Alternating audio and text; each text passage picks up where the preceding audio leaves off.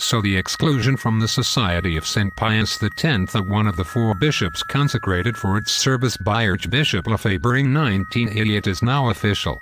It is a momentous decision on the part of the SSPX leaders, not for any personal reasons, but because of the removal of what many people took to be the single biggest obstacle within the SSPX to any false reconciliation between Catholic tradition and Conciliar Rome. Now that he is gone, the SSPX may the more easily continue its slide into comfortable liberalism. If the problem was merely his person, there might be no serious consequences. He is 72 years old and more or less gaga, with not too many active years left ahead of him. He could be safely ignored, or further discredited if need be, and left to rant and rave in his isolated retirement. But if indeed his exclusion does mean the repudiation of that opposition to Rome which he represented, then the SSPX is in trouble, and far from resolving its interior tensions by having made an example of him, it is liable now to be racked with silent dissension or open contradiction. This is because Archbishop Lefebvre founded the SSPX to resist the Council's destruction of the Catholic faith by its 16 documents, and of the practice of that faith by the new Mass above all.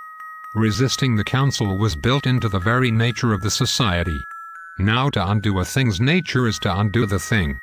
It would follow that with this exclusion the SSPX of Archbishop Lefebvre is well on its way to being undone, and it will be replaced by something quite different. Actually, that transformation has been observable for many years. The exclusion is merely one final blow, not that the Archbishop was primarily, or only, against the Council. Primarily he was Catholic, a Catholic bishop, a true pastor of souls, as is clear from his writings prior to the Council.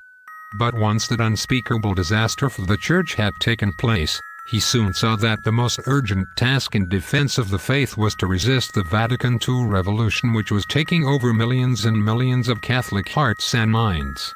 Hence his founding in 1970 of the SSPX, which would use exclusively the Tridentine rite of Mass.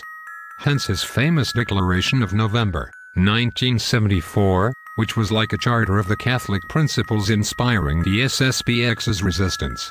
Only the conversion and reversion of the Church authorities to the true faith can justify the abandoning of those principles. And has such a conversion or reversion taken place? By no means. On the contrary, and the future?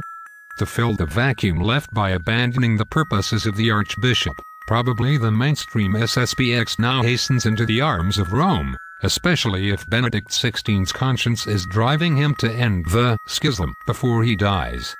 The bishop's exclusion may or may not have been a precondition set by Rome for a Rome SSPX agreement, but in any case it certainly favors one.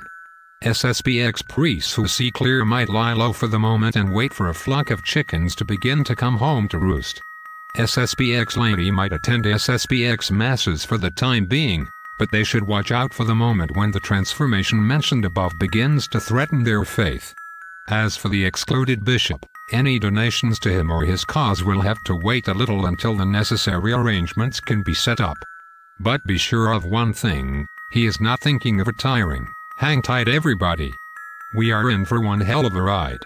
Let's just make that a ride to heaven. Kyrie Eleison.